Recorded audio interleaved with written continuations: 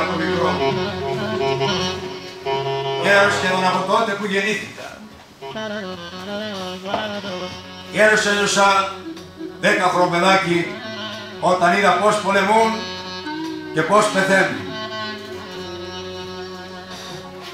Κατά μπροστά στα μάτια μου, 10χρονο παιδάκι, είδα το αίμα του σκοτωμένου μου πατέρα να κυλάει κατά κόκκινο πάνω στα γιαταγάνια των Τούρκων. Μια ζωή πολέμαγε να τους διώξει από τα άγια χώματά μας. Εκείνο το κόκκινο αίμα του το έκανα λαβαρό μου να ξεπλύνω το δικό μου. Γέρος ένιωσα 11χρονο παιδάκι ορφανό πια, όταν πηγαίνοντας για να πουλήσω την πραμάτια μου και να βγάλω μια μπουκιά ψωμί, κάποιοι Τούρκοι με έδιναν.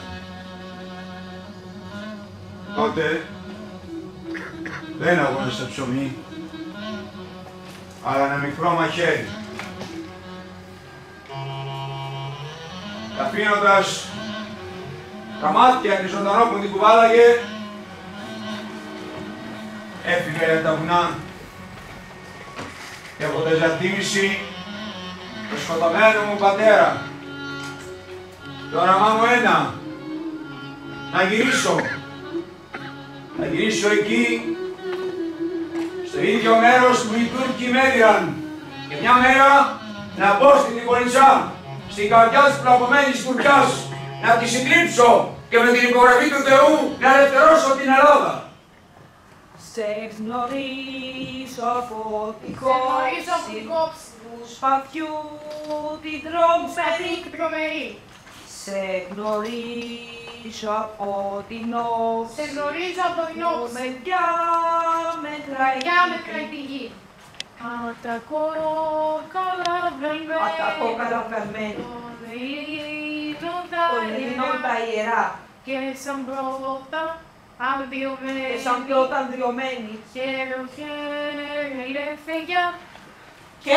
πρώτα ανδριωμένη, χαίρε ελεύθερια. Ποιοι είστε εσείς που θα δικάσετε το γέρο του Μοριά? Με ποιους νόμους? Πώς τολμάτε να τον κατηγορείτε με ψεύτικες πλεκτάνες? Θέλω πριν με καταδικάσετε να απανάψετε για μαρτυρές μου τον Ιδικαρά, τον Απρούτσο, τον Πετρόβεϊ, τον Καραϊσκάκη, την Τριπολιτσά, τα Δερμενάκια, Αλτέτσι, το δράμα, τον Ιμπραήμ. Θέλω την Τουρκιά που έσπαζα 49 χρόνια να ελευθερώσω την Ελλάδα. Αυτούς θέλω να μου φέρετε να με δικάσουν, όχι ξένους. όχι τους αντιβασιλείς, όχι τον Ιωσήφ Άρμασβερ, ούτε τον Λουκοβίκο Μάουερ, τον Κάλλιο Λοέιτεκ, Τι δεν είναι Έλληνες. ούτε τον Κολέτη, ούτε τον Μαύρο Κορδάτο, Σκηνά. ούτε αυτοί είναι Έλληνες. Αυτούς τους αφήνω στα χέρια των τίμιων δικαστάδων. Στον πρόεδρο Πολυζωήδη και στον δικαστή Τερτσέντη. Οι αυτοί μου έσωσαν τη ζωή. Αυτοί έσωσαν τη τιμή της Ελλάδας. Αιώνια η τίμησή τους, αιώνια η δικαιοσύνη τους. Χάρη σε αυτούς τώρα. Χάρη σε αυτούς σας ομιλώ. Χάρη σε αυτούς σας απολογούμε. Άμα είναι για τη ελευθεριά της πατρίδας, να φέρω και 5 και 10.000 στρατό. Αλλιώς δεν μπαίνω στη δούλεψή σου, απάντησα στον στρατηγό Παπαδόπουλο, διοικητή των Ρώσικων δυνάμεων στη Ζάκυνθο, που είχα καταφύγει πριν την Επανάσταση. Πριν την Άγια εκείνη ημέρα του 21, την ημέρα που όλα τα σώματα συγκεντρώθηκαν στην Αρεόπολη στις 17 του Μάρτη, και μετά από δοξολογία υψώθηκε η σημαία της Επανάστασης με το σύνθημα «Νίκη ή θάνατος». Και όλοι, σαν Αλισπαρτιάτες και Λεωνίδες, ορκιστήκαμε στο «Ιτάν ή Επιτάς». Με συγχωρητήρι πήγαμε στην Καλαμάτα. με αρχηγό τον Πετρόβεϊ Μαυρομιχάλη. Εκεί ακούστηκε ο όρκος του Πετρόβεϊ που θα νιώσει τον ουρανό του Χριστού μας. Ορκίζομαι να υπερασπίζομαι την πατρίδα την πατρίδα και μόνος και και με τα πάντα και με τα πάντα και τα ιερά και τα πάτρια τιμής πίσω. Και τα ιερά και τα πάτρια την πίσω. Έπειτα εμείς οι οπλαρχικοί με τους οπλοφόρους μας ανταπατήσαμε. Υποσχόμεθα να μην καταβρονίσουμε, ούτε να κατερρίψουμε τα όπλα μας στα ιερά. Οροσακούσαν 24 ιερείς, περικυκλωμένοι από 5.000 ένοπλους. Εκεί μας το Κουλούπαση μας μήνυσε. Ο Αγάς σας χαιρετάει και ρωτάει τι κλεφτοδουλειές ετοιμάζετε. Ο Ρηταράς τράβηξε το πιστόλι του, το συγκράτησα και είπα Κουλούπαση, έλα πιο κοντά να ακούσουμε τι λες. Αλλά πριν προλάβει ο Τούρκος το διακόπτη, ο Πετρόπελης λέγοντας. Ακούσαμε όσα είπες εκπλέον στο αργά σου. Όσα βλέπεις δεν είναι κλεφτοδουλειές, αλλά πράγματα. Όχι μόνο δικά μας, αλλά και του Θεού. Εμείς δεν είμαστε τύρανοι σαν εσάς. Μείνετε στα σπίτια σας και δεν θα σας πειράξουμε το παραμικρό. Ύστερα σηκώθηκε ο Ναυροσταράς και συνέχισε. Κουλούπαση, πήγαινε στον Αγά σου και πες του να μας παραδώσετε τα άρματα μέσα σε 3 ώρες. Αλλιώς θα σας πάρουμε τα κεφάλια με τα σπαθιά. Ύστερα από 3 ώρες μας εμείνησαν ότι παραδίνονται. Έτσι άρχισαν οι αγώνες. Έτσι μας παραδόθηκε η Καλαμάτα. Και στις 21 του Μάρτη μας παραδόθηκαν τα Καλάβρητα.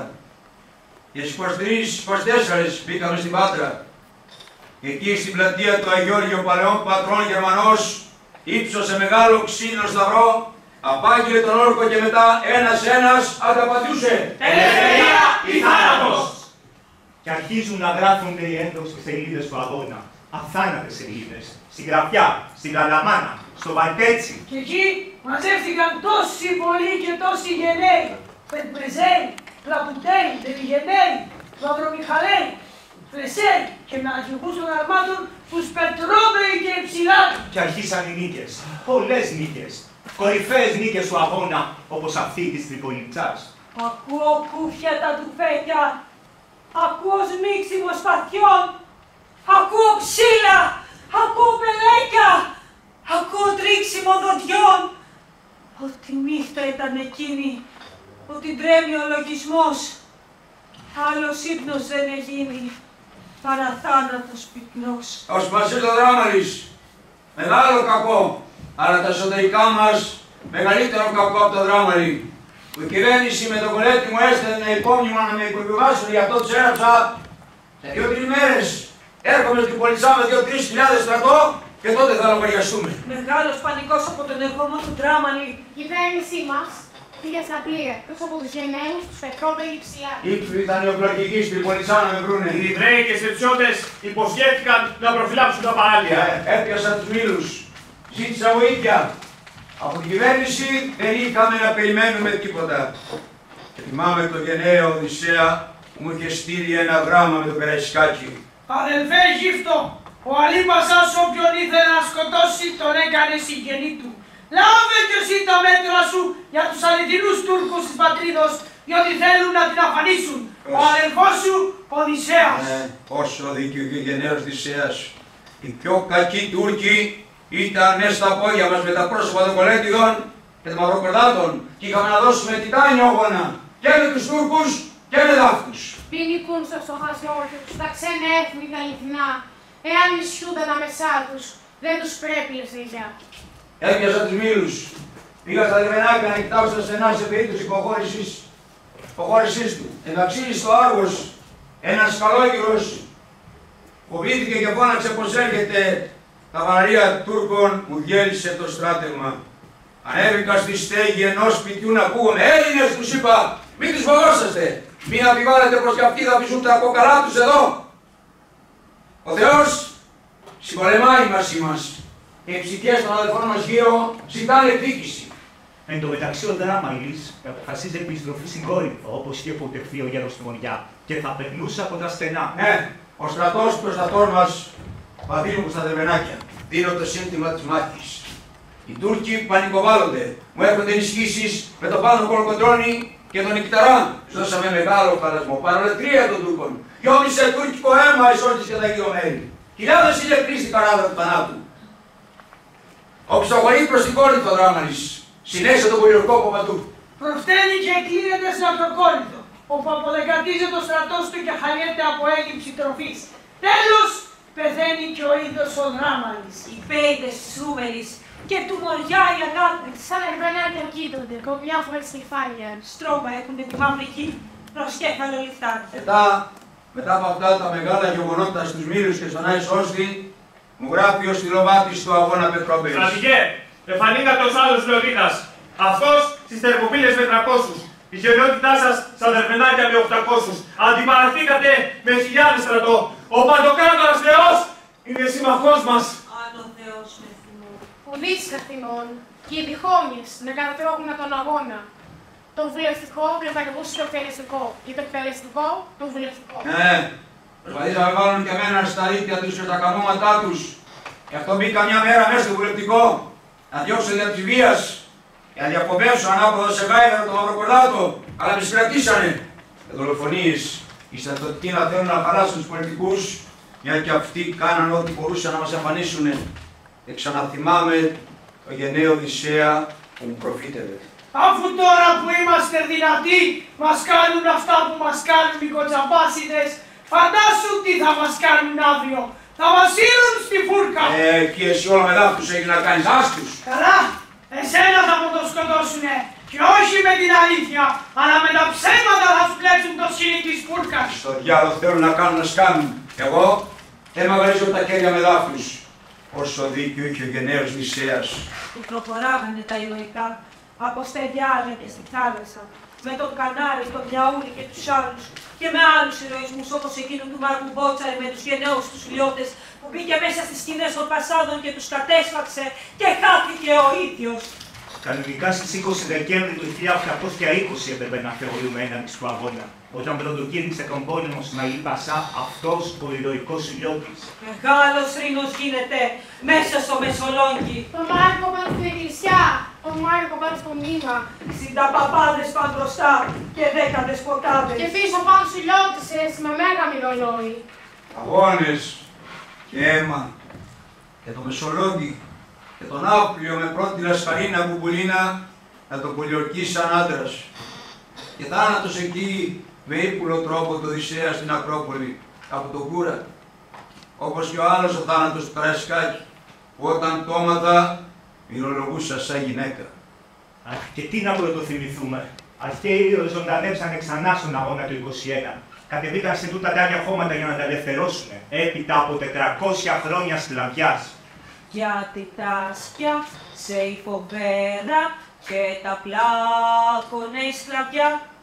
Γιατί τα ασκιά σε η φοβέρα και τα πλάκωνε η σκλαβιά.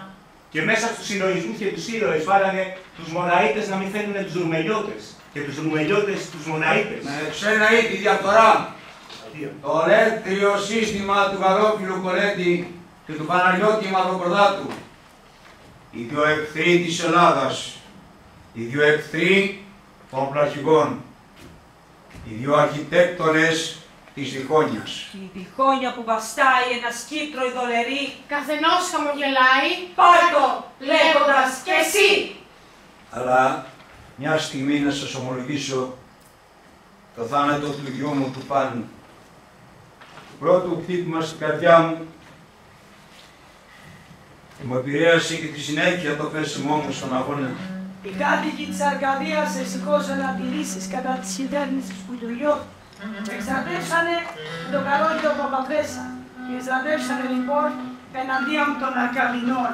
Όταν έμαθα πως τα κυβερνητικά στρατεύματα του Κολέτη θα είχαν μαζί τους τους οπλαρχηγούς της Ρούμελης, έγραψα εκεί στους οπλαρχηγούς να μην ανακατευθούν στα πράγματα της Πελοποννήσου. Είσαι μια συμπλοκή ο πάντος μου, το παιδί μου. Πήγε να δει τι γίνεται γιατί άκουσε πως έρχονται Τούρκοι και το στράτευμά του διαλυμένο. Τότε ένα πόλιο και κρυφώθηκε μπροστά στα πόδια του παιδιού μου στο χώμα. Είπανε στο παιδί μου να τραβηχθεί, αλλά αυτό απάντησε: Αφήστε με! Από την τροπή που έπαθα να διαλυθεί το σώμα μου χωρίς του παιδιά. Καλύτερα να ήμουν σκοτωμένος. Τότε ένα δεύτερο βόλι πήρε και χτύπησε το παιδί μου στο πίσω μέρος του κεφαλιού του και βγήκε μπροστά στο σαγόνι. Το παιδί μου έπεσε κάτω νεκρό. Τότε μέσα από τους θάμνους ξεπήδησαν καμιά 25 Βούλγαροι που είχαν τα κυβερνητικά στρατεύματα του πολέμου και πέσανε πάνω στο νεκρό του Δήμου. Εκτός τα λίγα του χρήματα, τα ιερά του όπλα πήρανε και τα ρούχα του, τον άφησαν τελείως γυμνό. όταν κάποιος από αυτούς φόρεσε το σακάκι του, είδε στη τσέπη του ένα σημείωμα, το άνοιξε και διάβασε στην αρχή «Αγαπημένε μου γε» και την υπογραφή μου. Όταν το έμαθα, σκοτίνιασε ο κόσμος. Και βρήκα το κουράγιο να πάω ούτε στην κηδεία του. Με πόναγε προς το παιδί μου. Δεν πήγε από ξένους, δεν πήγε από Τούρκους, δεν πήγε από τουρκικό βόλι. Πήγε από Έλληνες, από ελληνικό βόλι. Μετά το θάνατο του παιδιού μου, ο Πλακούτας μεσολάβησε να προσεγγιστούμε η κυβέρνηση κι εγώ. Ξεκίνησα να πάω στον Άφλιο να του βρω, παρόλο που πολλοί δικοί μου λέγανε να μην πάω γιατί κάτι κάπου δεν μου συνέβαινε. Δεν τους άκουσα και συνέχισα τον δρόμο. Και οι υποψίες των ανθρώπων του Κολοκοτρώνη δεν ήταν λαθημένες. Ο Ισέφτας βγάλανε για της φίας έξω από τον Άφλιο τους φλουρούς και διώξαν την ύφη του, κύρα του γιου του Πάνου και κόρη της καπετάνης από την ύφη.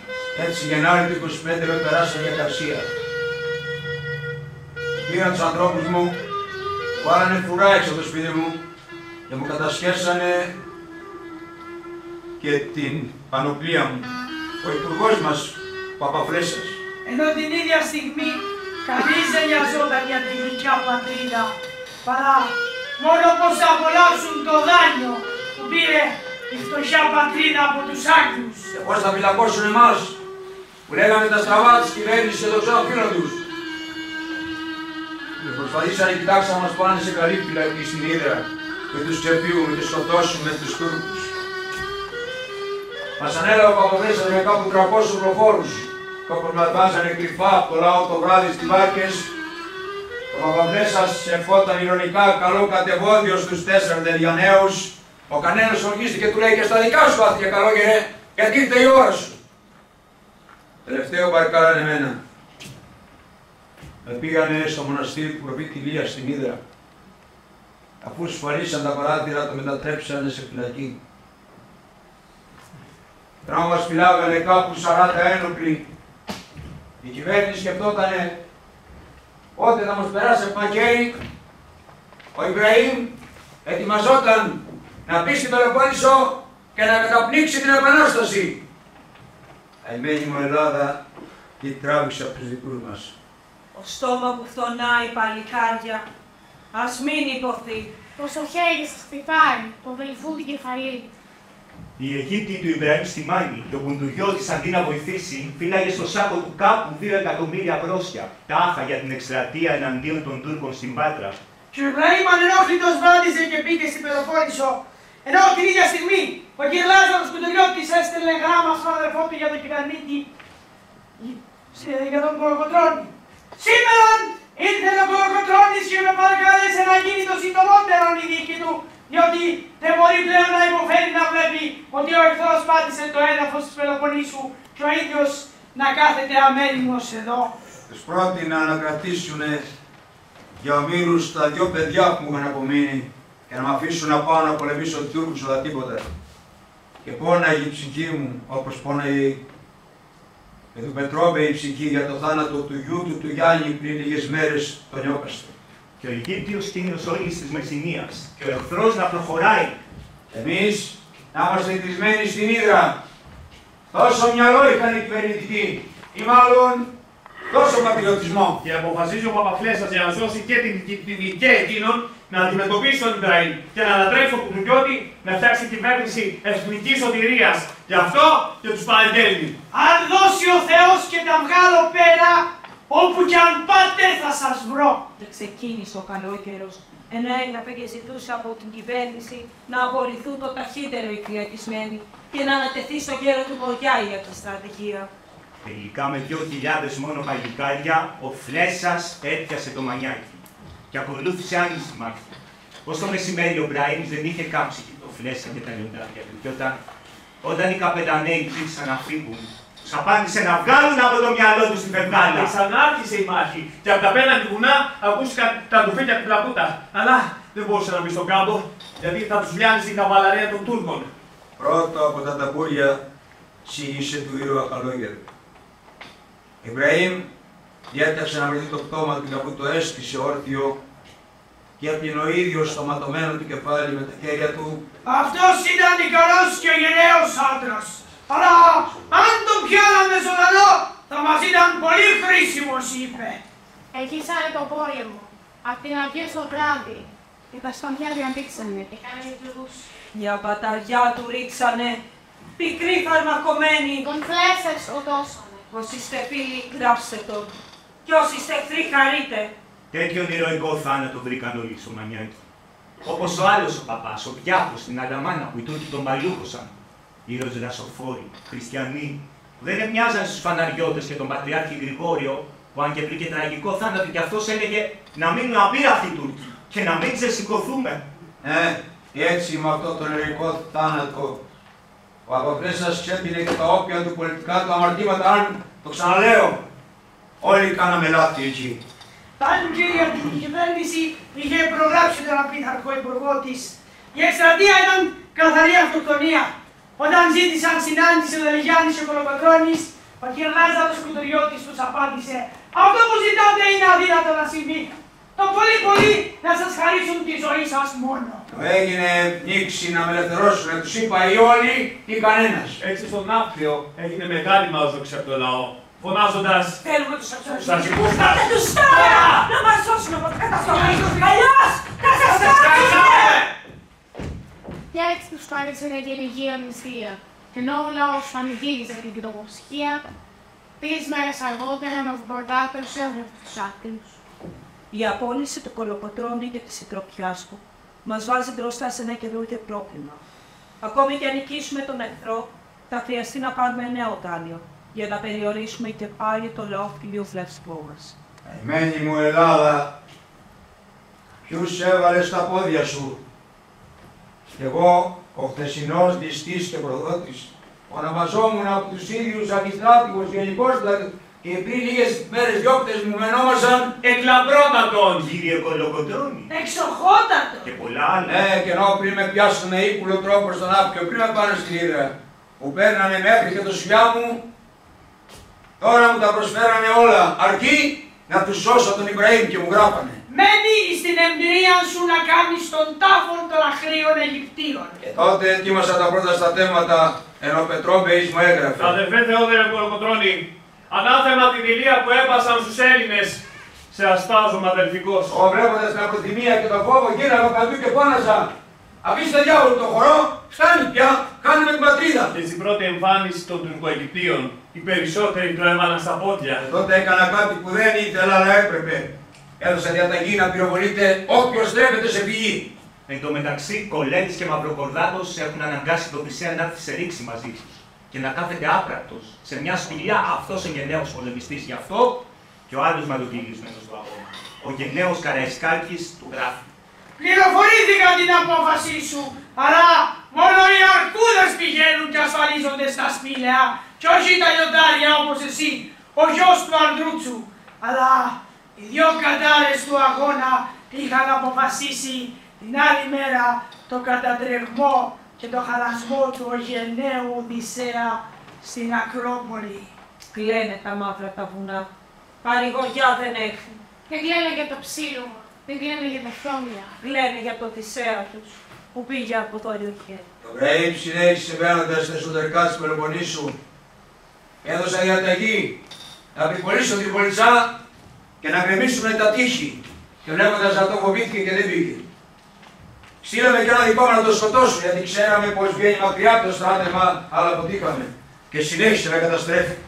Και πέρασε μέσω ρίου Ναυπάκτου με Αιγύπτιους και Γάλλους αξιωματικούς και πήγε στο ηρωικό Μεσολόγγι, που οι κυβερνητικοί τα αφήσαν σχεδόν αβοήθητο και χωρίς κανένα έλεος τους ηρωικούς Κίτζο Τζαβέλα, Νότι Μπότσαρη, Καραϊσκάκη και άλλους σπουδαίους. Και όταν ζήτησε να έρθει σε επικοινωνία με τους πολεμισμένους και έναν άνθρωπο που να ξέρει τη γλώσσα και να αναπαραγωγηθούν, η ηρωική φρουρά του Μεσολογγίου του απάντησε. Εμείς είμαστε αγράμματοι, γλώσσες δεν μάθαμε. Εμάθαμε μόνο να πολεμούμε. Κι ας είχαν καταδύσει φαντάσματα από την πείνα. Και το Γιουρούσι να συνεχίσει. Είχαν κάνει χιλιάδες ασκέρι ανάμεσα σε τόσους λαβωμένους, χαρτακωμένους και ταμπουρωμένους.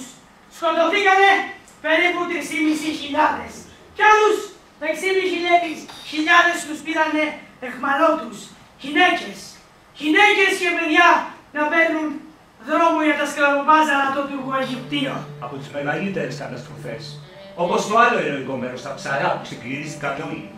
Και η Χίος, όπου έσφαξαν 30.000 αθώες ελληνικές ψυχές, ας όψονται οι υπεύθυνοι. Και ειδικά ο Μαυροκορδάτος που δεν στείλανε τροφές και δεν άντεξαν άλλο οι ήρωες μας στο Μεσολόγγι. Και ας όψονται και όσοι φώναξαν γυρίστε πίσω την ώρα της εξόδου και πέτρεψαν τον κόσμο. Και ακολούθησε σύγχυση και έτσι έγινε το μαθήμα. Εκεί, στην τελευταία έξοδο, χάθηκε ένας πραγματικός φίλος της πατρίδος, ο Λόρδος Μπάιρον. Αυτός και άλλοι φιλέλληνες αξίζει και πρέπει να τους μνημονεύουμε. Οι κρογιουρούσιοι κάμανε να βγουν από το κάστρο. Πήγαν μανούλες με παιδιά, σκότωσαν παλικάρια. Το κρίμα το έχουν οι άρχοντες και ο Μαυροκορδάτος Που δεν έστειλαν Ζαϊρέ για να τους δεγετήσει. Κι όσοι σωθήκανε, γυρίσανε στον Ναύπλιο. Και ο κόσμος τους υποδέχτηκε σαν υπερανθρώπους. Κι ας είχαν καταδύσει φαντάσματα από τη Λίνα. Και το τουρκοπροσκύνημα να συνεχίσει. Είχε καταβάλει ολόκληρη τη Ρούμελη και ένα μεγάλο μέρος του Μοριά. Και ο προδότης ο Νενέκος να συγκεντρώνει κάπου 2.000 τουρκοπροσκυνημένους και να πηγαίνει να πολεμάει εναντίον μας με τον Ιμπραήμ.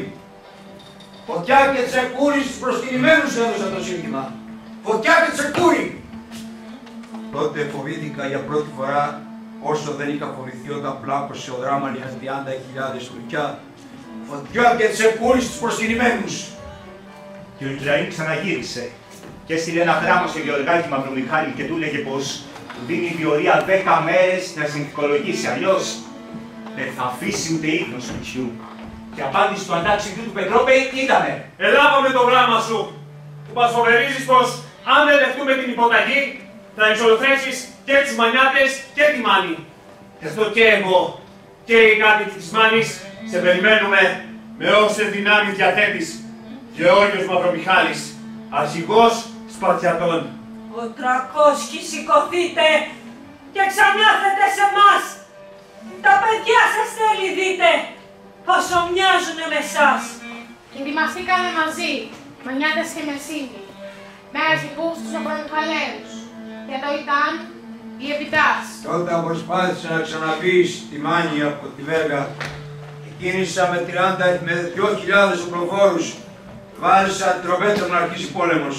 Οι Τούρκοι ακούντας τρομπέτα οπισθοχώρησαν. Και ο Πετρόπης έθελε διάλογο. Ήμασταν και θα είμαστε ήρωες αρχαίοι των ηρώων Σπαρτιατών. Ο Αιγύπτιος ξαναπείτε να πει στη Μάνη, αυτή τη φορά τον Αλμυρό και τον Δυρό, αλλά οι Μανιάτες με πρώτες τις γυναίκες με δρεπάνια στα χέρια πολεμήσανε εισάξια με άντρες. Και κάμανε στους Τουρκοαιγυπτίους μεγάλον αφανισμό. Αντισταθήκανε και στη Βέργα. Και αφού είδε ο Ιμπραήμ ότι δεν κάνει τίποτα, αποτραβήθηκε στα μεσηνιακά φρούρια. Οι Μανιάτες κάνανε πόλεμο που θύμισε Λεωνίδα, όπου ο κορευόμενος για τις συνθήκες του Σερασκέρης καλοτροπώθηκε. Η πανολεθρία του στη Βέργα και από τους Μανιάτες στον Τυρό τον έκαναν να μπει σε απόγνωση. Γιατί τούτες οι μάχες ήταν φωνικότερες για τον Ιμπραήμ, αλλά και όσες μάχες ακολούθησαν, με τελική αυτή στο Πολυτσόβατο στη Μάνη, που παραλίγο να χάσει και ο ίδιος τη ζωή του, αλλά και οι σωματοφύλακες του. Κι έτσι έφυγε προς το Γήθιο. Από τον πολύ σκοτωμό των Αράβων, ο Πολυτσάβαρας μετονομάστηκε σε Πολυάραβας. Στους βράχους του Πολυάραβα και στο Δυρού την άκρη, στις Βέργας στο Ξερότικο, σαν άντρες οι γυναίκες με κλαδευτήρια κοφτερά, Τουρκοαιγυπτίους σφάζουν. Ο Ιμπραήμ συνέχισε καίγοντας, κατατρέποντας, καίγοντας μέχρι και τα δέντρα, σκοτώνοντας, λαιλατώντας και παίρνοντας οι αιχμαλώτους, κυρίως οι νεκόπαιδα, τα που λέγε στα σκλαβοπάζαρα της Ασίας και της Αφρικής. Οσμάτι για να γλιτώσει, έβαζε τα παιδάκια του κρεμασμένα ανάποδα στα ζώα πάνω σαν κοτόπουλα, τα πόδια. Και μερικών τα κεφαλάκια χτυπάγανε κάτω στις πέτρες και στα ξύλα. Βλέποντας αυτά, έκανα πρόταση να φέρουμε για την περίτη μας στον Καποδίστρια. Μου είπανε να πάω να πάρω τη γνώμη του Χάμιλτον στον Βόρο. Πήγα με τον Νικταρά. Το συνάντησα εκεί στην φρεγάτα του. Καπετάν Χάμιλτον, του λέω. Μέχρι τώρα Βάλαμε Έλληνες και είδες πώς τα κάνανε. Μετά βάλαμε δύο ξένους, τον Κόχνα και τον Τζόρτ, στη θάλασσα και στη στεριά. Τα ίδια. Δεν μας δίνει η Αγγλία ένα πρόεδρο, ένα βασιλιά. Ποτέ. Αυτό δεν γίνεται. Δεν μας δίνει η Ρωσία, η Ισπανία, η Γαλλία. Όχι, δεν γίνεται. Πηράτε να βρείτε κανέναν Έλληνα. Εμείς, τα ανώτερο Έλληνα από το Καποδίστρια, δεν έχουμε. Εσύ δεν ήσουν που έλεγες ότι δεν θέλεις τον Καποδίστρια γιατί είναι υπουργός της Ρωσίας. Ναι, άλλοι κύριοι όμως τότε, άλλοι τώρα. Πάρτε τον Καποδίστρια ή όποιον κι άλλο θέλετε, γιατί χανόσαστε. Αυτό περίμενα να ακούσω. Πήγαν την κυριοξήση των ίσων. Εγώ τη γνώμη μου την έδωσα στον Κολοκοτρώνη και ακούστε τι θα σου πει. Πήγα στη συνέλευση. Αγαπητή συνέλευση του λέω. Εσείς εδώ ψάχνετε για πρόεδρο βουλευτικού και πρόεδρο στην Ανατολική Ελλάδα είναι ο Τσουτακής και πρόεδρος Πελοποννήσου ο Ιμπραήμ. Έτσι η Εθνοσυνέλευση επικύρωσε την εκλογή του Καποδίστριου. Αλλά μια στιγμή να σας πω για το θάνατο του γιου της Καλογριάς, του γενναίου Καραϊσκάκη και του είχα μηνύσει, αδελφέ και παιδί μου Καραϊσκάκη, μαθαίνω από περαστικούς ότι βγαίνεις μακριά από το στράτευμα σε αψιμαχίες. Το να χάνονται στρατιώτες είναι κακό, αλλά άμα χάνονται πλαρχηγοί, το στράτευμα μένει ακέφαλο. Φυλάξου λίγο. Όχι για τον Καραϊσκάκη, αλλά για την πατρίδα. Έτσι και πάθεις τίποτα. Στράτευμα στην Ανατολική Ελλάδα και στην Αθήνα δεν τα έχουμε. Μακάρι να βγω ψεύτης. Και δυστυχώς δεν βγήκα. Σε μια συμμαχία εκεί στο Πάιρο πήγε να δει τι γίνεται και ένα φαρμακερό βόλι το βρήκε στα σπλάχνα και διαισθάνθηκε το καπό του. Ελάτε να σας φιλήσω. Δεν είναι η πρώτη φορά που λαβώνομαι. Ξέρω από πληγές. Έκανα το χρέος μου. Βαστάτε τα ταμπούρια, μη σας πνίξουν οι Τούρκοι. Ζήτησε να υπογράψει τη διαθήκη του. Το τουφέκι μου και την ώρα μου να πάνε του παιδιού μου. Ώρα μου εννοούσε το ρολόι του και μέσα σε φρικτούς πόνους φώναζε. Σκοτώστε με, αδέρφια! Λευτερώστε με από τους πόνους! Παρασκευή ξημέρωσε. Μην είχε ξημερώσει. Σαν άρχισε ο πόλεμος, σκοτίνιασε ο τόπος. Χτυπήθηκε ο αρχηγός και ο Καραϊσκάκης. Τον κλαίνε χώρες στα χωριά και όλοι οι καπεταναίοι. Τον κλαίει τα παλικάρια του κι όλος ο Νταϊφάς. Πολλά λέγονται για το θάνατό του. Ας όψονται οι ξένοι αρχηγοί εκεί στο Φάληρο. Δεν ξέρω από τι πόλη πήγε. Από τουρκικό, ξένο ή δικό μας. Δεν μου έφτανε αυτό. Δεν μου έφτανε το τουρκοπροσκύνημα να έχω από πάνω και τον Ιμπραήμ να μου παραγγέλνει ειρωνικά. Τι κάνεις, κλεφτοπόλεμο? Στάσου να πολεμήσουμε σε τακτική μάχη αν σου βαστά. Άντα τις παλικαριές με τέτοιο στρατό και με τέτοιους επιστήμονες πολέμου. Με Γάλλους και όλους άλλους ξένους. Άρεσε όσους θέλεις να πάρω κι εγώ άλλους τόσους. Ή ένα μονάχος κι εγώ μονάχος μου. Κι όποιος νικήσει να είναι οικονικητής. Να μην φύρουμε και το στράτευμα. Αλλά ο Ιμπραήμ δεν απάντησε παρά. Συνέχισε να στέλνει το θάνατο και έστειλε κοινοποίηση στους Έλληνες προεστούς της Μεσσηνίας πως ήρθε να κατακάψει και να αφανίσει όλα τα δέντρα. Και οι Μεσσίνοι του δώσανε την περήφανη απάντηση. Εδώ στη Μεσσηνία υπάρχει στρατόπεδο. Και λέω όποτε θες να πολεμήσεις με αυτό και όχι με τα ξύλα. Σε γνωρίζω από την κόψη του σπαθιού την τρομερή. Σε γνωρίζω από την όψη που με διάμετρα τη γη. Στο μεταξύ, τις τρεις μεγάλες δυνάμεις, Αγγλία, Γαλλία και Ρωσία, Αιγύπτριές μας, προκληθήκανε στον Αβαρίνο και με την αρχή ενός Αιγύπτιου που σκότωσε άνθρωπος της αποστολής που είχε πάει στις συζητήσεις, άρχισε η σύραξη. Τώρα τον Αβαρίνο την εκόλαση φωτιάς, μαζί και με τους Αιγυπτίους. Μεγάλη στιγμή κι αυτή για την ελευθεριά μας, που ενώ στην αρχή πήγαν παράσιμο από τις χώρες τους, μετά πέσανε σε ρυσμένοι. Μεγάλη στιγμή. Αλλά ένα βράδυ που άκουσα να λένε πως η Ελλάδα πρέπει να έχει χάρη στις τρεις αυτές μεγάλες δυνάμεις, σίγουρα πως όχι μόνο οι τρεις αυτές μεγάλες δυνάμεις, αλλά και οι ξένες δυνάμεις, μέχρι την τουρκική, πρέπει να έχει χάρη στην Ελλάδα. Που άνοιξε αυτή εδώ η γωνιά και τρυπώσαν οι κατεργαρέοι και γλιτώσαν οι τόποι τους από δάφτους. Μετά το 28 ήρθε ο κυβερνήτης μας ο Καποδίστριας στο Ναύπλιο. Βρήκε μια χώρα γεμάτα πόνη, πάθη και ερήπια. Αλλά ξεκίνησε άσχημα αυτός ο σπουδαίος και στην Ευρώπη Έλληνας. Παραγώνισε το τοπικό στοιχείο και έβαλε μέσα ξένους. Τα αδέρφια του, αντί να το προφυλάξουν, πολλαπλασιάσανε τα σφάλματα. Και αυτός δεν έκανε ούτε ένα βήμα πίσω. Σατράπικα προσπάθησε να κυβερνήσει αυτό το μεγάλο πνεύμα. Κήρυξε εξοδοτικό πόλεμο κατά της ηρωικότερης οικογένειας των Μαυρομιχαλαίων και φυλακίζοντας σιγά σιγά όσους αγωνιστές είχαν γλιτώσει. Ενώ ο Μανιέτσος ο αρχηγός περίμενε να τον υποδεχτεί με πατρική λαχτάρα, καθώς περίμενε την επιστροφή ενός από τους σκοτωμένους γιους του, ο κυβερνήτης όταν έφτασε στην Αίγυπτο δεν τον δέχτηκαν σε ακρόαση μαζί με άλλους κάπου 25 επιφανείς αγωνιστές, λέγοντάς του πως αυτοί είναι οι φθορείς του έθνους. Και τότε ο Πετρόπεης, γεμάτος πίκρα, του απάντησε. Ναι, αλλά εμάς εξοχότατε ακολούθησε το έθνος και αποτείναξε το ζυγό της τυραννίας. Βαρύ το χτύπημα αυτό για τον Γεροπετρόπεη. Και σε μια στάση διαμαρτυρίας των Μανιατώνων και Καποδίστριας, ρίχνει στα υγρά κελιά στο παραμύθι τον Πετρόπεη. Άρρωστος και με εμπιστοσύνη στον άπαθο Κανάρι που είχε κατατροπώσει του Τούρκου στο Αιγαίο, πήγε να ζητήσει συμβιβασμό και εκεί τον αρπάξανε και τον αλυσοδέσανε. Λάθη στα λάθη.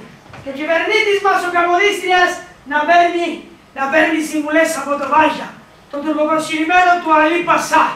Ο Βάγιας έπαιρνε μισθό και ήθελε να σκοτώσει όλους τους Έλληνες αγωνιστές. Ήθελε να κάνει δικούς του πιστούς άντρες. Και δεν έφευγε αν δεν σκότωνε και τον τελευταίο Έλληνα αγωνιστή. Ο Πετρόπεης που όπως έγραψε τη διαθήκη του δεν έκανε ποτέ γιορτή χωρίς και κάποιο θάνατο παιδιού του στη φυλακή. Και υπέγραψε την καταδίκη του.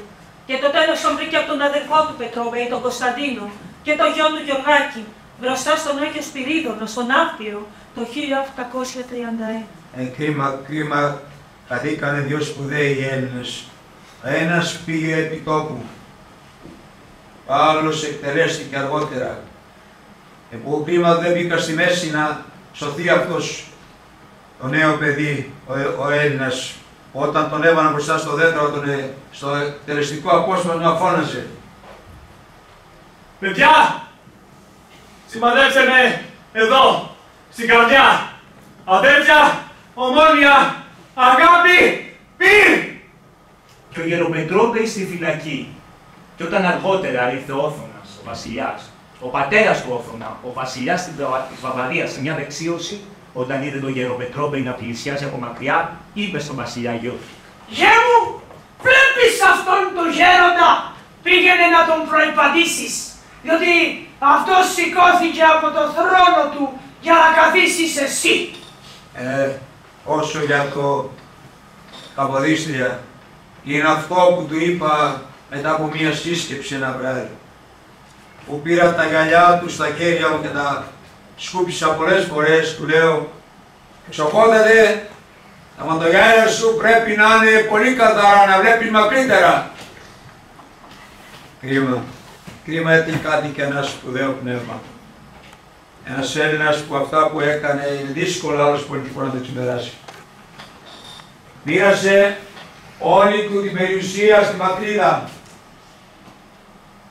Έζησε ζωή λιτή μέχρι ασχετική. Δεν πήρε ποτέ μισθό. Πρωτάκουστο πράγμα. Ποτέ μισθό. Αλλά δεν αγάπησε. Δεν συμπάθησε ποτέ αυτούς που ελευθερώσαν την Ελλάδα. Και φταίω κι εγώ που τον βοήθησα τον αδερφό του να κυβερνήσει λίγο. Χάλασα την καρδιά μου με το γιο μου το γενναίο. Καλά μου έγραφε ο πώς αείμεις. Καιρός δεν είναι να φοβερίζουμε ο ένας τον άλλον. Καιρός είναι να προλάβουμε τον εμφύλιο πόλεμο. Και είχε δίκιο. Και όταν τυχοκολλήθηκε η εκλογή του Αυγουστίνου στο Ναύπλιο, έπεσε η πρώτη πιστολιά. Και ακολούθησε για δεύτερη φορά το φωνικό αδερφικό βόλι. Και αρχίζουν και πάλι οι ξένοι να ψαχουλήσει για μας. Εγώ ατρέχω στις ευρωπαϊκές αυλές να βρω βασιλιά. Που θα ρούχα ενωμένα. Ξέρω ότι έζηρε σλυφά. Να γυρεύεις στα ξένα, αλλά χέρια δυνατά. Και το μάτι του κρεβέρνα. ο Πολέτης μπήκε στον ναύπλιο. Συνοδευόμενος από 25 χωροφύλακες, οι απλές ώρες των πεναδίνων, χωρίς παράση. Η νύχτα της ίδιας μέρας που ο Ρώσος Ναύαρχος ζήτησε να μετακυλήσουν μαζί τον τόπο και ο Αυγουστίνος, φέρνοντας μαζί τον καλυφευμένο λίξανο του κυβερνήτη που το κράταγε για 6 μήνες στο ληξιαρχείο ναυπλίου, έφυγαν για την Κέρκυρα. Αλλά μια στιγμή να σας ομολογήσω και τη δεύτερη καταδρομή μου. Πήγανε και είπανε στη Βαβαρία πως εγώ είμαι αρχηγός ενός κόμματος. Μιας πατρίας, λέει, μιας ρωσικής πατρίας που δεν ήθελε τη Βαβαρία. Και μετά ήρθε ο βασιλιάς ο Όθωνας, βγήκε στο Ανάπλη, άρχισε να μιλάει και να λέει για αντίους Έλληνες. Είπε και άλλα που λένε οι βασιλείς. Συμβαδίστηκε και μια αποπή. Προποδευόταν ένας λόφος Βαβαρών. Από πίσω ερχόντουσαν και ξένοι των τριών δυνάμεων. Και Έλληνες. Και λοιποί και λοιποί. Εκεί είχα στήσει μια ψίδα να τον υποδεχτώ. Πιο πέρα ήταν η φουρά των Γάλλων. Όταν έφτασα εγώ σαν αρχηγός των Ελλήνων καβάλα στο λογό μου, ένας Γάλλος τράβηξε τα σπαθί του να με σκοτώσει. Τράβηξαν τα πιστόλια μου, μας χωρίσανε. Με τα πέρανε στον βασιλιά. Μου δώσαν άδεια να περάσω, αλλά χωρίς τα όπλα μου και χωρίς το άλογο μου. Αυτή η προσβολή του βασιλιά και τη συνοδεία σου δεν επηρέασε τον γέρο του Μογιά. Διέλυσε το στρατεύμά του και πήγε στην Τρίπολιτσα. Ίσως στον ναύπλιο, οι Ραπιούργοι δεν σταμάτησαν στιγμή να λένε ότι ο Κολοκοτρώνης κάνει συνελεύσεις και άλλες τέτοιες ευχές. Γύρισε, πήγε και ρέτησε τον βασιλέα. Ξαναγύρισε στον Περιγόρι. Εκεί ήρθαν το Σεπτέμβριο του 1933 ο μοίραρχος Κλόπος με καμιά 40 οπλοφόρους και μπλοκάραν το σπίτι μου.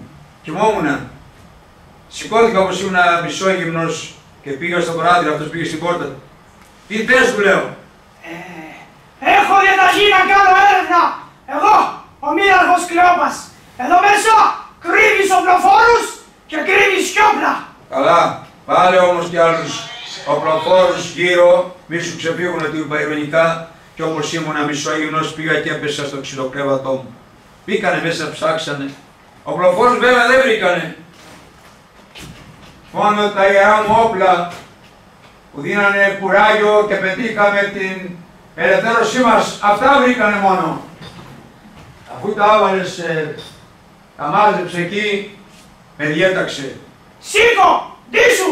Ένα ονόματι της υπέρτα της αρχής τελείς υποκράτηση! Έτσι όπως ήμουνα μισοκυβισμένος, βγήκα.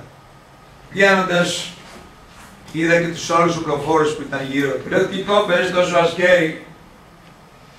Ήταν αρκετό ένα σκυλί από αυτά τα μαλλιαρά που κάνουν τελήματα με ένα φανάρι στο στόμα να μας δείχνει και να το που θέλεις. Μπρος! Πάμε! Χωροφύλακες με βάλανε στη μέση και με πήγαν στον ναύπλιο. Εκεί που 10 χρόνια πριν οι Τουρκαλάδες μου παρέδιδαν τα κλειδιά της ακροναυπλίας, τώρα περνάγανε εμένα σαν το μεγαλύτερο κακούργο. Με ρίξανε στη φυλακή, στα σκοτάδια, 6 μήνες δεν είδα άνθρωπο. Μετά από 6 μήνες βγήκαν οι κατηγορίες και αναφορές ότι τάχα σηκώσανε κεφάλι με το στρατηγό Κλαπούντα εναντίον του βασιλέα και κάμανε, λέει, επανάσταση. Ήρθανε και μερικοί άτιμοι ψευδομάρτυρες και είπαν ψέματα και άλλα ψέματα. Ήρθαν όμως και από όλα τα μέρη και τίμιοι άνθρωποι, νοικοκυρέοι που είπαν πως όλα αυτά ήταν ψέματα, αλλά άκουσαν τους κακούς. Έλανε το χαλασμό μας. Οι Βαβαροί με τα όργανά τους, τον Κολέτη και τον Μαυροκορδάτο. Μέρες αργότερα συνέλαβαν και το στρατηγό Πλακούτα. Εξαίρεση στους εχθρούς. Ο Πρωθυπουργός Σπύρος Τρικούπης που μόλις άκουσε για τη σύλληψή του παραιτήθηκε και ακολουθήσανε και άλλες συλλήψεις. Και άλλους σπουδαίους Έλληνες, κυνηγημένοι από τους απόλυμους Έλληνες και τους βοβαρούς οδηβασίλεις, που θέλανε να ξεμασκεύουν κάθε αλήθινο Έλληνα. Αφήσανε να σαπίζω. Ας αφήσανε 6 μήνες μέσα στα σκοτάδια. Τις 2-3 πρώτες μέρες αναρωτιόμουν αν είμαι εγώ ή άλλος. Μόνη μου παρηγοριά μέσα στην κόλαση αυτή ήταν η καλογριά Μαργαρίτα η Βελισσάρη, που με το φως της συμπόνιας και το θεόσταλτο έρωτα φέραμε στη ζωή το τέταρτο μου παιδί, το Παναγετάκι. Ονόμασα έτσι στη μνήμη του πρώτου μου, του Πάνη. Όταν μεγάλωσε λίγο το έδαινα πάνω στο άλογο με σκοινιά και το γύρναγα από χωριό σε χωριό να το συστήσω σαν δικό μου παιδί, μιας και ήταν παιδί εκτός γάμου. Κόλασε σε όλα, αυτό ήταν μόνο ένα μικρός παράδεισος στην κόλαση που ζούσα. Για τη Βασιλεία αποτείναξε τον εθνικό μας στρατό. Πήρε τα γερά όπλα των Ελλήνων αγωνιστών και τους άφησε να γυρίζουν σαν ληστές, κλέφτες και ζητιάνοι. Ποιοι? Οι Έλληνες αγωνιστές. Και όσο για την Ελλάδα μας, χτήμα της Βαβαρίας και επαρχία της Γερμανίας. Ξενοκρατία για τη Βασιλεία. Και διαχωρίσαν την ελληνική Ορθόδοξη Εκκλησία από το Οικουμενικό Πατριαρχείο. Η μόνη που αντέταξε φέτος αυτό το διαχωρισμό, η Ορθόδοξη Ρωσία. Και όλοι εμείς που αγωνιζόμαστε για Ελλάδα, καταπλεκόμαστε από τις διαβουλεύσεις του Ρώμα και των Άπλων. Άρχισαν οι αναφορές. Και ο γέρος του Μοριά και ο φλογερός μας πατριώτης, ο στρατηγός Πλαπούτας, να βρεθούν επλεγμένοι στις αριουργίες που κάνανε οι αντιβασιλείς, οι Βαβαροί, αλλά και οι δικοί μας. Και μου ήρθε ο Βαβαρός Μάσονας, δασκαλεμένος από τον Άρμαλμπεργκ. Να μου πει τάχα για την αναφορά. Μου ήρθε τάχα στεναχωρημένος ο Βαβαρός στο κελί και μου λέει Τρομερά πράγματα να κάλυψε η κυβέρνηση για σας, γέροντα. Μου λες τα τρομερά πράγματα να μάθω κι εγώ. Ναι, αλλά μην αρνηθείς αυτά που θα σου πω, αντί να ομολογήσεις και να αποδεχτείς την ενοχή σου. Και τότε η κυβέρνηση θα σ' αγκαλιάσει. Αρά τα ταξίματα και παίρνουν τα τρομερά πράγματα. Διοργανώσατε αποστασία κατά της κυβέρνησης και όχι μόνο, είχατε προετοιμάσει και τους Έλληνες για επανάσταση. Και κάνατε και αναφορά στο Ρώσο Βασιλιά για να διώξετε την αντιβασιλεία. Αν εννοείς το γράμμα στο Ρώσο Υπουργό, αυτό δεν λέει τίποτα και σήκω και φύγε με τα καμώματά σου. Αυτά είναι τα ρωσικά έγγραφα, αλλά υπάρχουν και άλλα έγγραφα. Κοίταξα καλά. Μου ζητάς, Βαβαρέ Μάσονα, να παραδεχτώ πως φταίω και τότε θα βοηθήσεις την αθώωσή μου, Απρόκειται να αθωωθώ έτσι. Κάνα τα ταξίματα για σένα. Κι άκου, εγώ τα άπαγα τα ψωμιά μου. Είμαι γέρος. Οι δικαστές μου δεν θα είναι Βαβαροί, θα είναι Έλληνες. Και οι Έλληνες όπως ξέρουν να πολεμάνε για την πατρίδα τους, έτσι ξέρουν να αποδίδουν δικαιοσύνη. Κι αν καμιά φορά μαλώνουν μεταξύ μας, δεν φταίμε εμείς. Εσείς μας βάζετε. Γι' αυτό σηκωθείτε και φύγετε από τον τόπο μας. Φύγετε, ακούς, φύγετε! Μετά ο Κυρμάσονας πήγε στην Πλαπούτα και από αυτόν τα ίδια άκουσε. Γι' αυτό και αποφασίσανε να τους δικάσει το εγκληματολογικό δικαστήριο του Ναυτιλίου. Με πρόεδρο Πολυτζοίδη, επίτροπο Μάσονα και δικαστές Τερτσέτη, Σούτσο, Βούλγαρη και Φραγκούλη. Εκάλεσε λοιπόν ο Μάσονας στους δικαστές και τους ρώτησε αν είναι αρκετά τα στοιχεία για την καταδίκη τους. Και ο πρόεδρος Πολυτζοίδης απάντησε: Θαύω αυτή τη συνάντησή μας. Κανένας δεν θα πει γνώμη πριν δικάσουμε. Αν οι Έλληνες στρατιώτες είναι αθώοι, έχουμε τιμιότητα να τους αθωώσουμε. Αν είναι ένοχοι, αρκετή η αγάπη της πατρίδος, να τους καταδικάσουμε σε δεσμά ή εις θάνατον, επίτροπε. Από εκείνη τη στιγμή ακουγόταν η φωνή της ελεύθερης Ελλάδας, η αυγή της ελληνικής δικαιοσύνης. Βαλσαμάκης και Κλωνάρης, οι συνήγοροι του Γέρου και του Πλαπούτα, τους υπερασπίστηκαν πατριωτικά. Στο τουρκικό τζαμί του Ναυπλίου έγινε η δίκη. Και που επί χρόνια προσκυνάγανε οι Τουρκαλάδες να δικαστούμε εμείς οι αγωνιστές του 21. Τους φέρανε με το στρατηγό Πλαπούτα, συνταγευόμενους από 8 χωροφύλακες. Πειρατλές των Λεστραπιτανέου χωρίς φάραση. Τελευταίος μπήκε ο πρόεδρος Πολυτζοίδης. Ο Ζώτος αρχίζει να διαβάζει για τη συνωμοσία. Αρχηγήτης, ο Δημήτριος Πλαπούτας, ετών 45, και ο Θεόδωρος Κολοκοτρώνης, ετών 64. Παρεκκίνησαν εις ληστείαν διαφόρους αρχιλιστάς. Υπέγραψαν παράκληση για την κατάργηση της αντιβασιλείας. Ο πρόεδρος ζητάει να αποχωρήσει από την αίθουσα ο Πλαπούτας. Έρχεται σε μένα ο λόγος. Σηκώθηκα τον πάγκο μου και πλησίασα τους κυρίους δικαστάδες.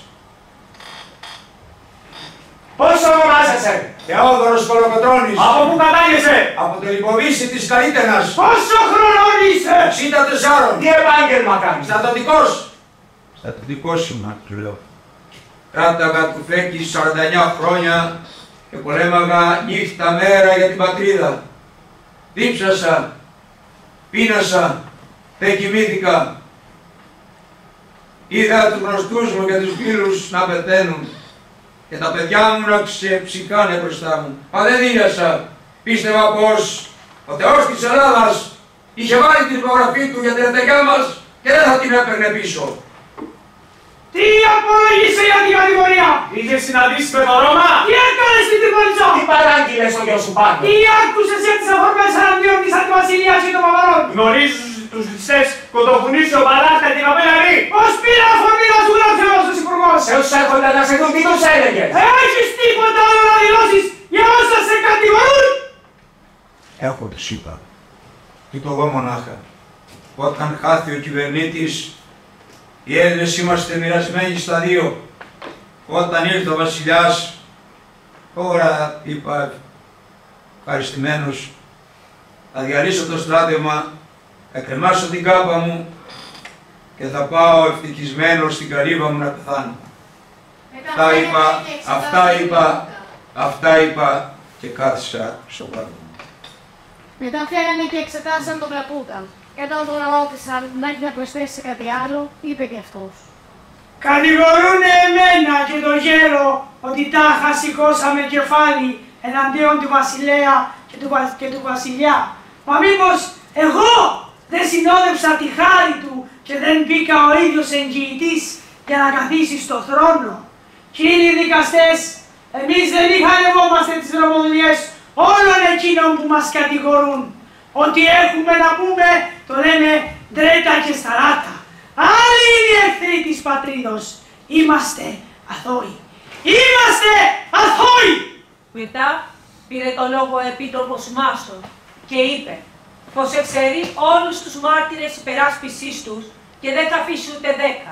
Μα πήρε την πρώτη του ήττα από τον πρόεδρο, ο οποίος άφησε να εξεταστούν όλοι. Ναι, μας υπερασπίστηκαν πατριωτικά ο μοίραρχος Δελιγιώργης και ο Νομάρχης Αρκαδίας με κάπου 120 θερμούς πατριώτες. Μετά αγόρευσε και πάλι ο βασιλικός επίτροπος, ο Μάσονας, χωρίς να καταφέρει να αποδείξει την ενοχή τους, ακόμη και με τόσους ψευδομάρτυρες, πρωτοφωνάζοντας. Επιμένω στην κατηγορία και με νύχια και με δόντια θα την υποστηρίξω. Τους θεωρώ ένοχους και απαιτώ το θάνατό τους. Κατατροπώθηκαν όλες οι κατηγορίες και όλες οι αναφορές που μέχρι κι αυτός ο παρούργος ο Μαυροκορνάτος άλλαξε δόμη και ζήτησε να δοθεί χάρη στους δύο Έλληνες αγωνιστές. Ο Κολέκης όμως αρνήθηκε και ζήτησε εντός 24 ωρών να πέσουν τα κεφάλια των δύο στρατηγών και μετά να δικαστούν και οι δύο δικαστές, ο Λιζοίδης και Ντερτσέτης. Και ο Μάσος λογισμένος φεύγει με τους άλλους 3 δικαστές. Ενώ ο κόσμος είχε εκρηκτήσει στους δρόμους. Στέλνε δέσμιους στο Ιτσκαρέ τους δύο αγωνιστές. Οι 3 δικαστές Σούτσος, Βούρκαρος και Δραγκούλης θέλαν την καταδίκη τους και την κρατόμησή τους και την υπαγωγή σε δίκη των 2 γενναίων δικαστών. Ο κόσμος ξεκίνησε στους δρόμους. Ένα πλήρωμα βαβαρών χωροφυλάκων φύλαγε το δικαστήριο και τους οδήγησε μέσα στο πλήθος πάλι στους πάγκους τους. Η απόφαση δεν υπογραφόταν. Μας ξαναπαίρνουν αλυσοδεμένους και μας ανεβάζουν στο Ιτσκαρέ. Περνώντας, είδα το Δήμιο να τροχίζει την καρμανιόλα του.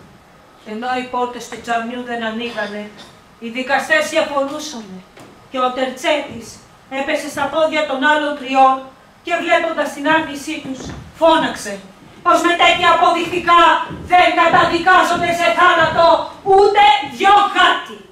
Και ενώ ο πρόεδρος προσπάθησε να αναβάλει την απόφαση, οι 3 ζήτησαν να υπογράψουν την απόφαση που είχε προμηθεύσει η Αντιβασιλεία στον Υπουργό Δικαιοσύνης Σκινά. Και ξανά άρχισε η δίκη και οι 3 δικαστές να θέλουν το θάνατό τους. Και ο πρόεδρος να φωνάζει. Μα πού βλέπετε την εσχάτη προδοσία? Εσείς κύριε Τερτσέτη? Όχι! Και ενώ ο Μάσονας οριόταν, ο πρόεδρος του δικαστηρίου συνέχισε. Αν είστε πράγματι πατριώτες κι αν στις φλέβες σας χιλιάει έστω λίγο γνήσιο αίμα ελληνικό, ποιους στέλνετε στην Καρμανιόλα? Το Γέρο, το Βαλτέτσι, την Γρένα και η Τριπολιτσά, τα δερβενάκια, ποιος πετσόκοψε τον εχθρό. Ο γέρος, σήμερα δεν δικάζεται ο γέρος. Σήμερα δικάζεται όλο το 21. Σήμερα δικάζεται όλη η Ελλάδα. Αυτή λοιπόν θα θανατώσετε. Και τότε ο πρόεδρος Πολυζωήδης ξαναρώτησε. Λοιπόν, να αποφασίσουμε. Η απόφαση είχε ήδη ληφθεί. Εις θάνατον φώναξε ο Μάσον. Εγώ δεν υπογράφω μια τέτοια απόφαση. Εσείς κύριε Τερτσέτη. Ούτε κι εγώ. Ανανομείτε, κύριοι, φώναξε ο Μάσον. Και ποιος εσύ που θέλεις να παίξεις με την τιμή και την υπόλοιψη της πατρίδας μας, φώναξε ο πρόεδρος. Καλά θα κάνετε να υπογράψετε, ξαναφώναξε ο Μάσον. Ποτέ είμαι σύμφωνος με τον Τερτσέτη. Και ο Μάσον οργισμένος φεύγει και ξαναγυρνάει με τους 3 άλλους δικαστές με νέα απόφαση. Εν ονόματι της υπέρτατης αρχής και του Υπουργού Σχοινά, σας διατάζω να υπογράψετε την απόφαση. Δεν μας τρομάζει βία, δεν μας φοβερίζει ο θάνατος. Σκοτώστε μας και αφήστε ελεύθερους τους αρνηγούς. Δεν υπογράφουμε. Καλά, μην υπογράφετε. Πάρτε όμως στις έδρες για να απογευθεί η απόφαση. Δεν υπάρχουμε. Σκοτώστε μας, κάντε μας ό,τι θέλετε. Η απόφαση δεν θα παγιευτεί. Πάνω στην ώρα μπαίνει ο ministrος της δικαιοσύνης, ο Σχοινάς. Απόψε θα απαγγελθεί οπωσδήποτε η απόφαση. Σας το λέω για τελευταία φορά. Σας είπα, δεν πρόκειται να υπογράψω. Προτιμώ να μου κόψετε τα χέρια παρά να υπογράψω. Οι άλλοι 3 δικαστές υπογράφουν. Σας διατάζω πάντως να απαγγείλετε την απόφαση. Κύριε Ζωτό, εγώ είμαι ο πρόεδρος και σας διατάζω και σας απαγορεύω να απαγγελθεί η απόφαση. Αλλιώς θα αναγκαστώ να σταματήσω τη δίκη. Όμως 4 χέρια τον αρπάζουν και τον καθίζουν στη θέση του. Παλέψανε σώμα με σώμα. Και οι 2 ήρωες δυναστές. Και ενώ ο κόσμος ορμάει στην αίθουσα, ο Ζώτος αρχίσει να διαβάζει για τη Σερβοσία. Βασίλειον της Ελλάδος, το ένας πλοίο δικαστήριον! Ο Σχοινάς διατάζει τους χωροφύλακες με όπλα να το κρατούν ακίνητο. Ο Ζώτος συνεχίζει να διαβάζει. Ο πρόεδρος κάθεται στην έδρα του και μέσα στα χέρια του κρύβει το πρόσωπό του σαν να μην θέλει να ακούσει τίποτα. Αποφασίζομεν ο Δημήτριος Πλαμούτας και ο Θεόδωρος Κολοκοτρώνης ως ένοχοι εσχότης προδοσίας εις θάνατον! Πήρα το λόγο και τους είπα, ενώ το πλήθος έφυγε. Αυτό δεν το περίμενα από εσάς. Δεν περίμενα πως θα φτάνατε ως εδώ. Δεν λυπάμαι για μένα. Για τούτον εδώ λυπάμαι. Η Βλαπούτα με τόσα κορίτσια πως θα τα βγάλει πέρα. Στεπούλα η γυναίκα του. Είδα τότε το γενναίο στρατηγό που δεν δίλιασε όταν σφάζαμε δουλειά να δακρύσει. Εσύ κλαις, του λέω. Εμείς το κάναμε το χρέος μας. Το χρέος μας ήταν να δούμε την Ελλάδα ελεύθερη και το πετύχαμε. Μας διέκοψαν οι συνήγοροι μας. Ο Βαρσαμάκης και ο Φρονάρης. Έβγαλα το δακτυλίδι μου. Κύριε Βαρσαμάκη, πάρε το δακτυλίδι μου και δώσ' το στο μικρό μου γιο το Πολίνο. Πες του να το φοράει και να είναι περήφανος για μένα. Κι άκου, πες τους δικούς μας μην ξεσηκωθούνε. Οι νόμοι της πατρίδας κι ας είναι λαθεμένοι πρέπει να τηρούνται. Και όπως είδα τον προφύλακα που ήθελε να μου δέσει τα χέρια και δίλιαζε, τι δες παιδί μου, να με δέσεις? Όπως γύρισα να μου δέσει τα χέρια, είδα τους 2 δικαστάδες να κλαίνε. Όρμησα μέσα να δώσω συγχαρητήρια ο κόσμος. Πρώτος έφτασε κοντά τους ο ανυψός μου, κυταράς ο Τουρκοφάγος. Πρόεδρε, σήμερα μας κλέψατε τις δάφνες στα τα δρυμενάκια. Φιλώ τα χέρια σας σαν εικονίσματα που δεν τα βάψατε με αίμα αθώων. Και ένας άλλος στρατηγός φώναζε, μια μέρα η πατρίδα θα σας ανταμείψει. Μας γύρισαν στην φυλακή, στα σπίτια μας, ο Δυρμός, το Λάμα και μας ετοιμάζανε τα Σάββατα. Και ενώ ο πολέμης ο Σχοινάς και ο Μάσον πανηγύρισαν για το θάνατό τους. Ο πρόεδρος της Αντιβασιλείας επισκέφθηκε τον βασιλιά Όβονα και τον ενημέρωσε. Κανένας δεν εγγυήθηκε εκείνη την ήθα. Αλλά βλέποντας πως δεν έρχονται να τους πάρουνε, φανταστήκανε πως ξεσπάσαν τερασιές. Εγώ, για να δώσω κουράγιο στον ξαδερφό μου, που έλεγα ιστορίες παλιών αρματολών, του έλεγα πως σε λίγο θα είμαστε ευτυχισμένοι που στον Άδη θα συναντήσουμε τέτοιους ανθρώπους. Μας διέκοψε ο φρουρός που δεν ήξερε καν ελληνικά, ήταν Βαβαρός. Το ρώτησα πότε θα μας κόψουνε και μείνοντας άρχισε τα γέλια. Ας άφησε το φαγητό, του ζήτησα χαρτί και μολύβι να φτιάξουμε τη διαθήκη μας. Εγώ έφαγα καλά και κοιμήθηκα. Το πρωί όταν ξύπνησα βρήκα τον ξάδερφό μου στην ίδια θέση. Λέει, ξάδερφε, ακόμα τη διαθήκη σου γράφεις? Αγορίτησα μου, λέει, τα παιδιά μου. Σώπα, ξάδερφε, κάποιος θα με ερμηνήσει και για αυτά. Για μας είδες τι μου προσφέρει ο κόσμος. Θέλω να πετάξω το βολό. Και άκου, ξάδερφε, μια παραβολή που θυμήθηκα, που μου την έλεγε, την είχε πει ένας τότε, το καιρό του εμφυλίου. Ένας δάσκαλος, λέει, είδε τους μαθητές του χωρισμένους στα δύο. Τους συγκέντρωσε, τους μίλησε και μετά τους ρώτησε. Όσοι είναι με τους Αγγλογάλους, να σηκώσουν τα χέρια. Σηκώσανε μισή. Τώρα, συνέχισε ο δάσκαλος, να το σηκώσουν όσοι είναι με τους Μοσχόβους. Σηκώσαν και άλλοι μισή. Τώρα, συνέχισε ο δάσκαλος, να το σηκώσουν όσοι είναι με τους Έλληνες. Το σήκωσε κανένας. Την άλλη μέρα έγινε το Συμβούλιο των Τριών Δυνάμεων και της Αντιβασιλείας. Η απόφαση είχε πάρθει. Ενώ ο Μαυροκορδάτος παραιτήθηκε από πρωθυπουργός. Ήταν μια πατριωτική πράξη του αυτή. Ενώ το άλλο πρωί η απόφαση είχε πάρθει. Εις θάνατον να κόψουν τα κεφάλια των δύο Ελλήνων αγωνιστών. Ο Σκηνάς και οι τρεις διάβολοι της Αντιβασιλείας περάσαν από ανακρίσεις στους δύο δικαστές και οι Βαβαροί αποπειράθηκαν να γκρεμίσουν τους πύργους της Μάνης που είχαν εξαγριωθεί από την καταδίκη τους. Αλλά οι Μανιάτες του δώσαν μεγάλο μάθημα. Μπράβο ρε Μανιάτες! Εκεί που περιμέναμε την καταδίκη μας ήρθανε τα μαντάτα.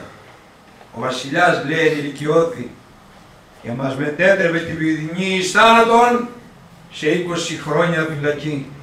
Ο ξάδερφός μου ευχαρίστησε, φώναζε τα πουριτσάκια μου, τα παιδιά μου.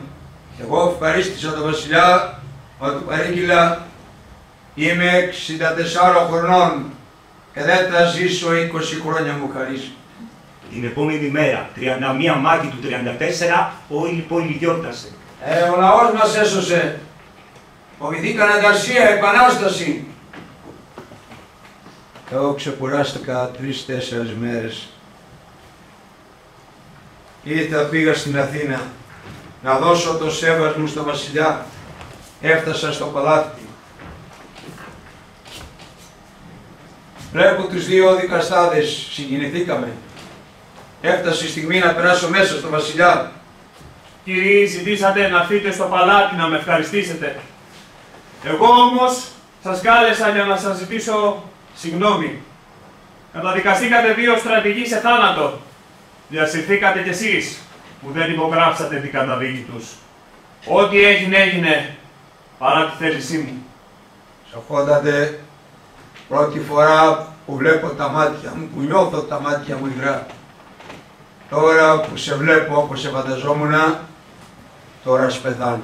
Φώναξε τον Ιωσήφ Άσμαντε, τον κακοπήρε, τον ευτέλισε και του είπε να σηκωθεί να φύγει από την Ελλάδα που της έκανε τόσο κακό. Σοφότατε, ξανά έγινα παιδί του λέω. Έτσι σε θέλω, να χτυπάς ποδάρι σ' όποιον κάνει κακό στην Ελλάδα και να προσέχεις τους συμβούλους σου και τους ομνικούς σου. Τώρα είσαι βασιλιάς, μην το ξεχνάς αυτό. Τα λόγια σου, στρατηγέ μου, είναι η μεγαλύτερη τιμή και δόξα. Γνωρίζω την αξία και τη σοφία σου. Η πατρίδα σε σένα στήριξε τις ελπίδες της και τώρα σε έχει ανάγκη. Διάταξε με βασιλιά μου και θα κάνω ό,τι μου πεις. Από σήμερα σε ονομάζω πρώτο σύμβουλο της επικρατείας και σένα, στρατηγέ Καπούτα, σε ονομάζω υπασπιστή μου. Όσο για σας, τους λειτουργούς της δικαιοσύνης, αμφιβάλλω όπως άλλος, όσο πολιτισμένος κι αν είναι, μπορεί να εγκαυθυνθεί ότι έχει πιο ηρωικούς δικαστές. Κύριε Πολυζωήτη, από σήμερα σε ονομάζω Αντιπρόεδρο του Αρείου Πάγου και εσάς, κύριε Τερτσέτη, εφέτη Αθηνών. Οι ιδρυτές του έθνους μου, αλλά και οι υπερασπιστές της ζωής, αλλά και της τιμής του. Βαβαροί, αν και μας πήγαν με τα νερά μας, πάντα κυβερνούσαν με το αντιλαϊκό. Ο βασιλιάς, όσο κι αν είχε καλές προθέσεις, πάντα θα το λέω. Και αυτός βαβαρικά κυβερνούσε. Και αυτό και πάντα θα το λέω. Από όλα αποαυτισμένος, ξόνα από το βασιλιά. Αφού καλήνεψε λίγο η ψυχή μου από τους ατραυμούς, πήγαινα και βοηθούσα την πατρίδα όπου μπορούσα. Και μίλαγα για αυτόν τον αγώνα του 21. Μίλησα στην Κνίκα, στους μαθητές, μίλαγα από εδώ και από εκεί, μίλαγα για την Ελλάδα μας, τον πολιτισμό της, για τον Σοκράτη, τον Πλάτωνα, τον Αριστοτέλη, τον Περικλή, τον Θεμιστοκλή, τη Σαλαμίνα, τον Μαραθώνα,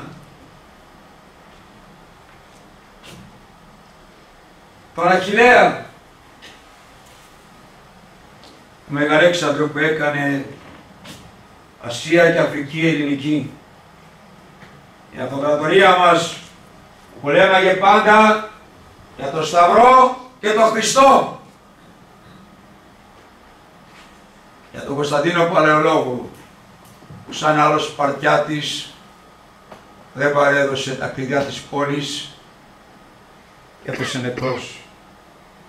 Νεκρός και γινήκαμε σκλάβοι. Σκλάβοι για κάπου 400 χρόνια.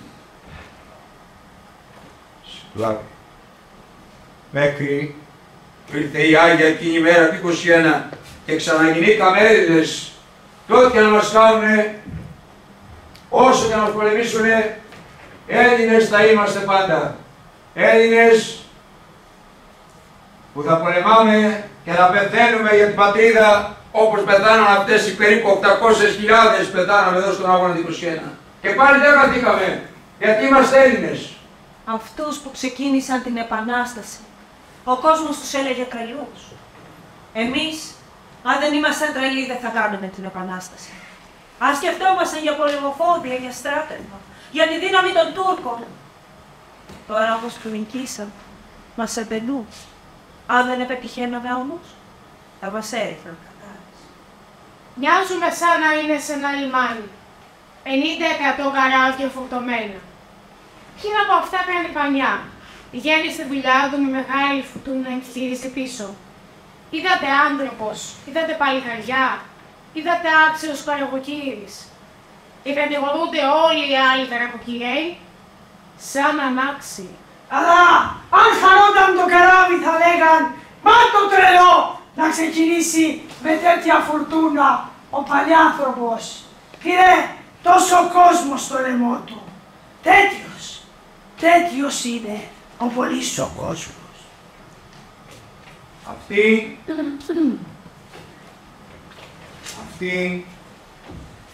είναι η τριπλική περικεφαλαία μου.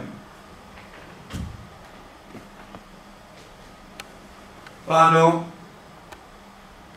έχει το σταυρό. Εδώ τη λέξη ήθε που είχα γράψει το 1808 όταν ήμουν συνταγματάρχη στα αγγλικά στρατεύματα στη Ζάκυνθο. Και όπως η σφραγίδα της φιλικής εταιρείας είχε το γράμμα Ιώτα, το αρχικό του Ιωάννη Καποδίστρια, και δίπλα τα άλλα αρχικά των ειδητών της, από κάτω το έψιλον που θα πει η Ελλάδα, έτσι και εγώ είχα γράψει τη λέξη ήθε, να δώσω ένα όραμα στους Έλληνες. Ήθε που θα πει, ήθε να έρθει η μέρα που η πατρίδα μας θα είναι και πάλι ελεύθερη. Αυτή είναι η θρυλική περικεφαλαία μου. Τούτο είναι το κορμί μου, πάνω του διαβάζω το χάρτη των ουρών μου, τη σπαθιά στο δεξί μου χέρι, τη σφαίρα στο αριστερό μου στήθος, την άλλη σπαθιά στο αριστερό μου χέρι, την ουλή στο στομάχι, τη χαρακιά στο δεξί μου πόδι,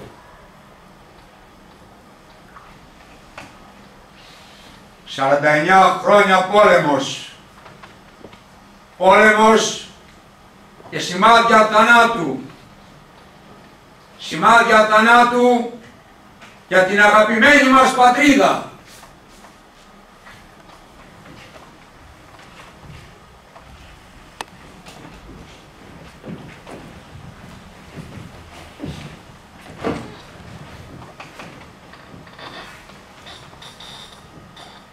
Θεόδωρος Κολοκοτρώνης, 3 Απριλίου 1770. 4 Φεβρουαρίου 1843. Πέθανε από σοφόρηση στην αγκαλιά της Καλογριάς, όπου του συμπαραστάθηκε στη φυλακή και έγινε η μάνα του τελευταίου του γιου του Παναγιώτη. Τελευταία του μέρα τον βρήκε μπροστά από μια εικονιστική καρδιά στην πουαλιά. Λίγο πριν σε ψυχήσει, άνοιξε τα μάτια και σαν είδε γύρω του τα παιδιά του, τους συγγενείς του και τους φίλους του, και πριν αφήσει την τελευταία του πνοή, τρόφτασε και είπε στο γιο του το Γενναί: «Γενναί, σ' αφήνω τόσους φίλους, όσο τα φύλλα στα κλαδιά, και φρόντισε να τους φυλάξεις». Του φορέσανε τη μανάλια στο λίγο εκιστράντη μου, με τα γεταγάλια, που προσκύνησε επίσημα την Επανάσταση με τον Μαυρομιχάλη και τους άλλους κρατιούς, το Μάρτιο του 1821 στην Αλόπολη.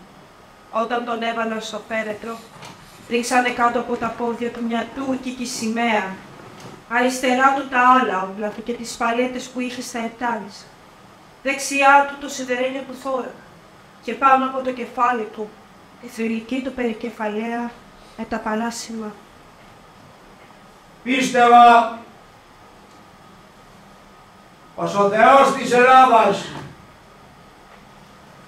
είχε βάλει την υπογραφή του για την ελευθεριά μας και δεν θα την έπαιρνε πίσω. Σε γνωρίζω από την κόψη του σπαθιού την τρομερή. Σε γνωρίζω από την όψη που με διαμετράει τη γη.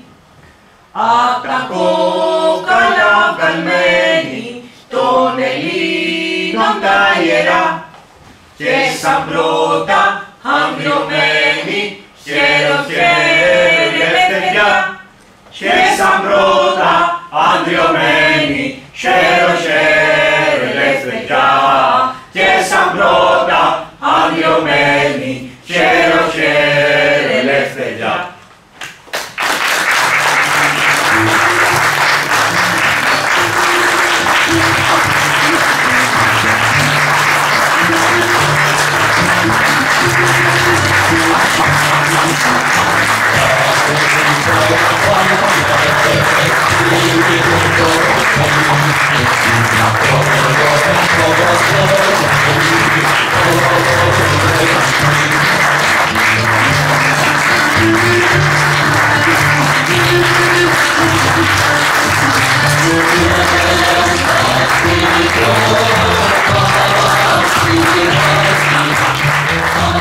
Thank you.